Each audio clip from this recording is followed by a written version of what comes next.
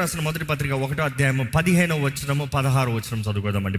నేను పరిశుద్ధుడనై ఉన్నాను గనుక. దేవుడు స్పష్టంగా చెప్తున్నాడు, నేను పరిశుద్ధుడనై ఉన్నాను కాబట్టి మీరును పరిశుద్ధులై ఉండండి. Continue please. మిమ్మల్ని పిలిచిన వాడు పరిశుద్ధుడై ఉన్న ప్రకారము, మిమ్మల్ని పిలిచిన వాడు పరిశుద్ధుడై ఉన్న ప్రకారము మీరును సమస్త ప్రవర్తన యందు పరిశుద్ధులై ఉండుడి. మీరును సమస్త ప్రవర్తన యందు పరిశుద్ధులై ఉండుడి.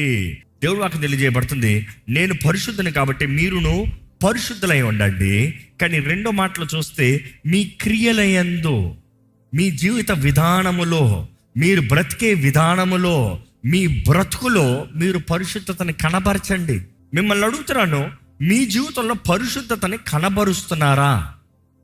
Is holiness manifested through your life. ఎలాగా? మీరు మాట్లాడే విధానం, మీరు ప్రవర్తించే విధానము, మీరు జీవించే విధానము, the things that you do, the way you live, you are set apart. పరిశుద్ధతకి ఇంకో మాట చూస్తే, అసలు ఓల్డ్ హీబ్రూలో చూస్తే కాబోత్ అన్న మాట చూస్తాం.